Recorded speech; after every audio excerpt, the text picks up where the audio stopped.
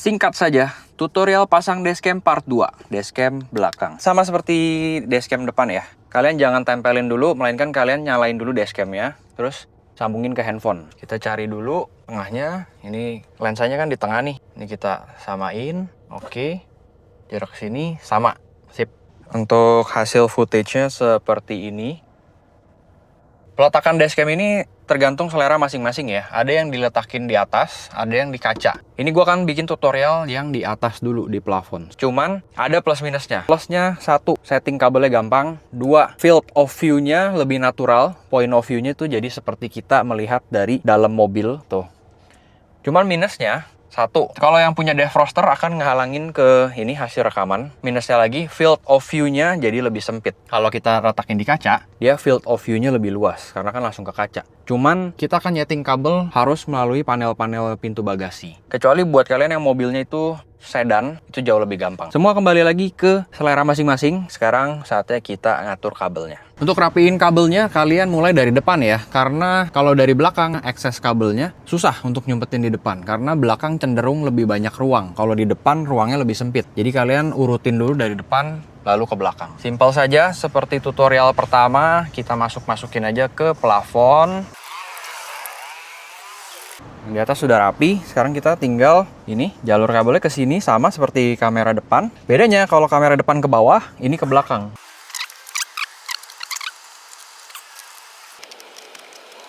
Aturannya sama, cek dulu, jangan terlalu tegang kabelnya supaya nggak putus. Sekarang kita lanjut beresin yang belakang. Ini kabelnya masuk ke jalur karet, selip-selipin aja guys.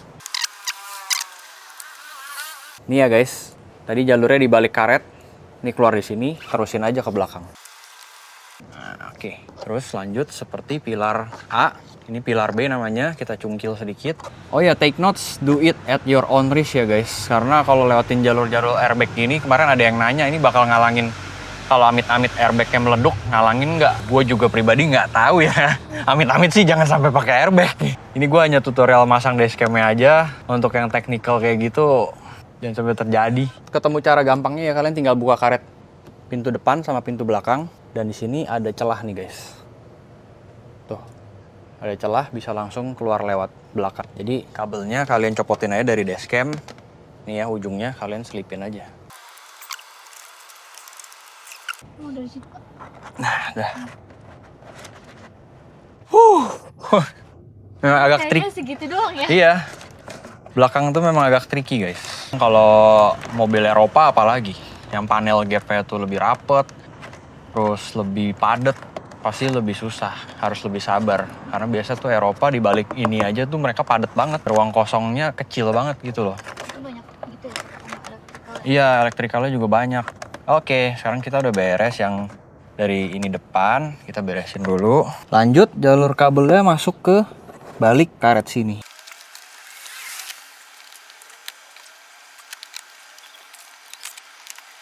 Nah, beres. Kalau belakang memang agak lebih susah karena posisinya kan awkward ya. Ini tinggal kita atur akses kabelnya. Ini kan colok ke sini. Aksesnya kalian bisa sembunyiin di balik sini atau kalian sembunyiin sesuai tipe mobil kalian aja. Yang penting jalurnya udah kelihatan kan konsepnya. Nah, ini kan tadi di depan ke balik karet, terus keluarnya di sini. Nih, kalian bisa selipin di balik door trim atau di balik pilar ini, pilar C juga bisa. Nanti larinya ke sini. Cara ngatur kabelnya, kalau kalian putuskan untuk taruh dashcam di plafon, tinggal selipin ke karet pintu belakang. Kalian buka aja. Hati-hati banyak ini ya, banyak karet silen. Jadi kalian selipin aja ke dalam sini. Nah, ini kan kabel dashcamnya nih. Nah, ya udah kalian tinggal tarik kabel itu ke sini juga.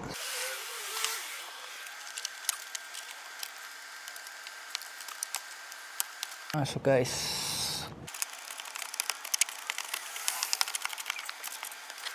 Oke, sudah ketemu nih guys kabelnya. Kan gue selipin dari depan, ini keluar di belakang sini.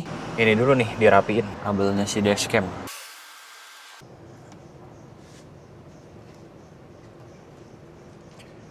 Jangan lupa di ini dulu, tancepin dulu. Kalian selipin aja ke dalam.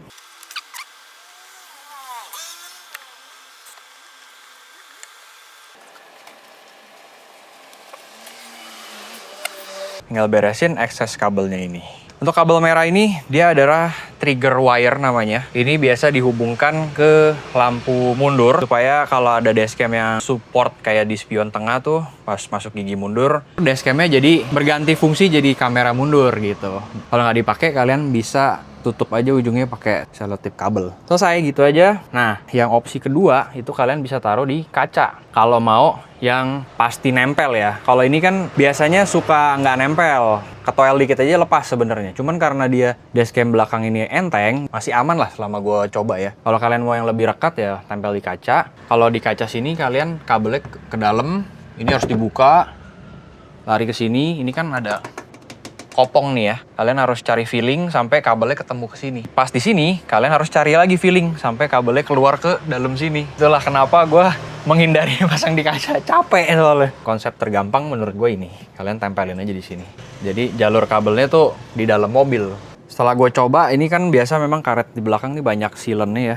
Jadi agak repot kalau bongkar-bongkar segala. Jadi gue putuskan untuk gue selipin aja di dalam karet-karet ini. Tuh, tinggal dimasukin-masukin aja guys.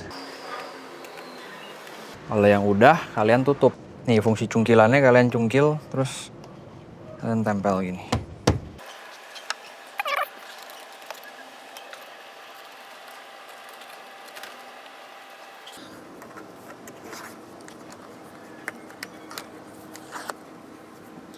Tinggal segini guys, eksesnya.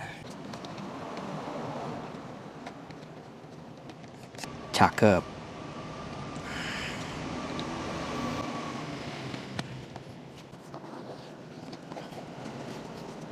Tara, beres.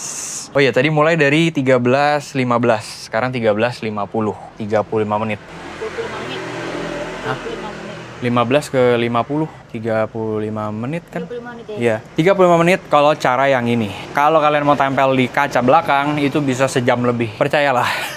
Gue sih males ya. Soalnya gue udah pernah pasang di Wuling REV, di Sigra, di mana. Wah, itu nyari jalur kabelnya itu loh yang susah. Karena beda mobil, beda jalur. Udah gitu kita akan ketemu jalur-jalur kabel yang di balik plat besi. Plat besi gini kan nggak bisa dilepas. Jadi kita harus pakai feeling, pakai kawat, kabelnya kalian iket, terus kalian sodok-sodok, cari dari sini nih kabelnya. Pokoknya harus keluar di sini gitu. Gimana caranya ya, kalian pakai feeling.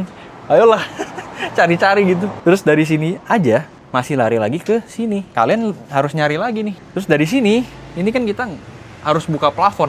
Kalau nggak ya ngambilnya susah kan. Kabelnya ada di balik sini.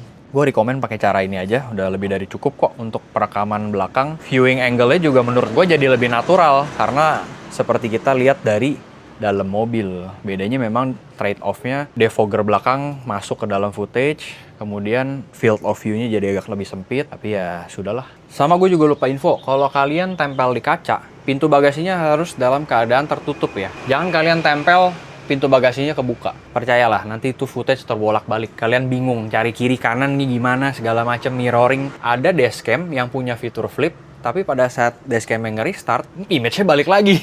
Jadi setiap kali nyala mesti kita pencet flipnya. Percayalah, kalian tempel begini caranya, terbolak-balik pas itu footage-nya. Kalau kayak gini kan udah natural banget ininya, viewing angle-nya. Tips berikutnya, ini kan belakang biasa suka ada lem-lem sealant gitu ya. Kalian kalau lemnya itu nempel-nempel, kalian bersihin pakai minyak kayu putih sama tisu aja. Kayak ini nih, tadi lemnya kena karet, bersihin pakai minyak kayu putih aja. Setelah itu tinggal lap pakai microfiber. Tuh, dia langsung ngangkat, terus tara, bersih kan? Nih contohnya nih, ini sama ini nih, tuh. Meler-meler kan sealant-nya, kita tinggal pakai minyak kayu putih. Tuangin aja, terus usap aja gini. Nggak usah digosok terlalu kencang, usap aja. Nih, contohnya yang ini ya, larut dia. Nah, kalau di body mungkin agak sedikit halus-halus aja guys. Takutnya lecet. Oh. Lunakin dulu pakai minyak kayu putih. Oke, tinggal pakai lap microfiber. Kenapa harus pakai minyak kayu putih? Kalau kalian gosok langsung pakai lap microfiber, percayalah, itu lem lari-lari sini sana doang. Oke. Gue recall lagi ya guys, ini POV pemasangan dashcam, jalur kabelnya. Ini kabel dashcam belakang, lari ke balik plafon, lewat pilar A.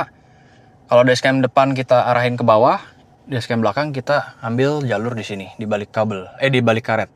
Terus masuk ke balik pilar B, terus ke jalur karet lagi, karet pintu ya. Terus ke belakang, ke pilar C, Nah, di pilar C kita tinggal selipin aja kabelnya ke dalam pakai cungkilan, dimasuk-masukin aja. Sini ketemu dengan kabel dashcam belakangnya, colokin di sini. Aksesnya tadi gue masukin ke balik karet-karet sini. Ada ruang kopong tuh di sana.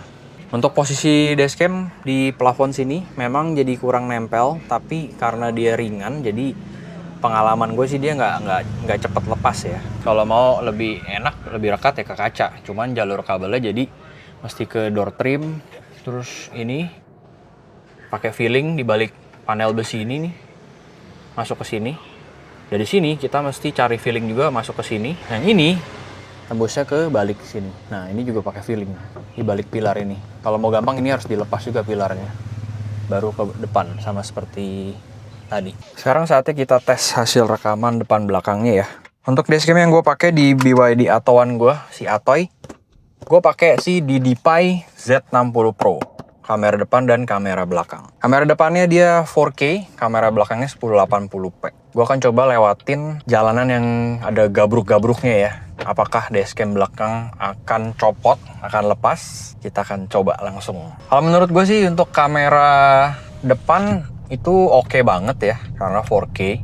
Udah kayak action cam yang dijadiin dashcam. Untuk kamera belakang dia memang agak jomplang nih, 1080p. Tapi untuk perekaman bukti perjalanan aja, menurut gue juga udah lebih dari cukup sih. Karena plat nomor, detail-detail itu masih cukup terekam dengan baik. Mobil sekarang agak goyang-goyang karena ini ya, jalanannya konturnya nggak rata. Dashcam masih aman. Ini ada polisi tidur. Gue rem sedikit aja biar mentul, aman. Terus ada speed trap. Dak.